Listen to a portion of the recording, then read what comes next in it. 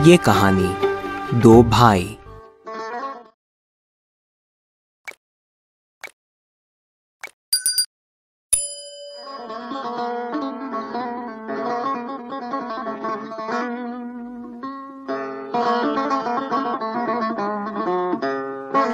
बिस्मिल्लाहिर्रहमानिर्रहीम। किसी ज़माने की बात है, मिस्र में दो भाई रहते थे। उनमें से एक इल्मो दानिश का शैदाई था और मुसलसल तहकीक व मुताले में मसरूफ़ रहता था और खुदा की खिलकत में गौर व खौज करके अपने सवालों के जवाब ढूंढता रहता था। जबकि दूसरे भाई की सारी दिलचस्पी मालो दौलत जमा करने पर मरकूज थे। उसे जो भी हासिल होता उसे जमा कर देता और इस फिक्र में लगा रहता कि मजीद मालदार कैसे बना जाए। एक ने इल्म हासिल किया और दूसरा मालदार बन गया।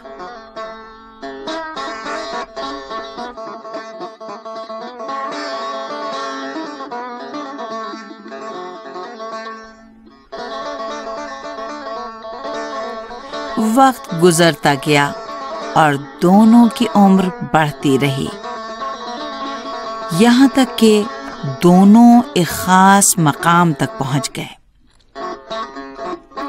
जो भाई इल्म व इरफान की तलाश में था, हमेशा पढ़ता लिखता रहता और तहकीकी कामों में मसरूफ रहता था। वो मिस्र का बहुत बड़ा दानिश्वर बन गया।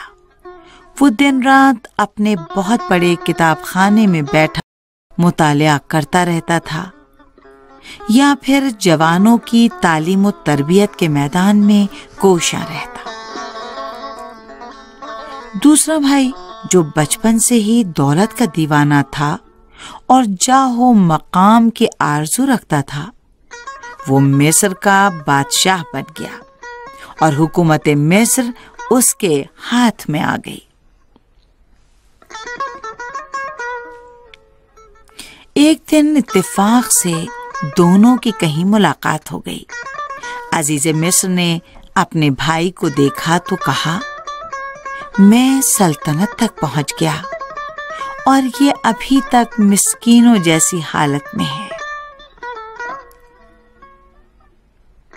मिस्र का दानिश्वर मुस्कुराया, कुछ देर खामोश रहा और फिर अपने भाई की तरफ देखकर बोला, खुदा की नेमत का शुक्र मुझ पर ज्यादा वाजिब है, क्योंकि मुझे पैगंबरों की मीरास हासिल हुई है और तुमको फिरौन और हामान की मीरास मिली है, यानी मुल्क मिस्र। जो कुछ मेरे पास है वो पैगंबरों के पास होता था, यानी इल्म, और जो तुम्हारे पास है वो ताकत है, ये बादशाहों और सितमगरों के पास होती है।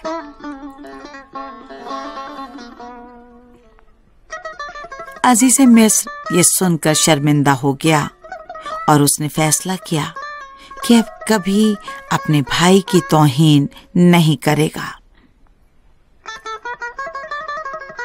आपने सादी के ये अशार तो सुने होंगे कि जिसके ये मानी हैं, मैं वो चींटी हूँ जिसे पैरों से रौंदा जाता है, मैं भीड़ नहीं हूँ कि लोग मुझसे नाला रहें।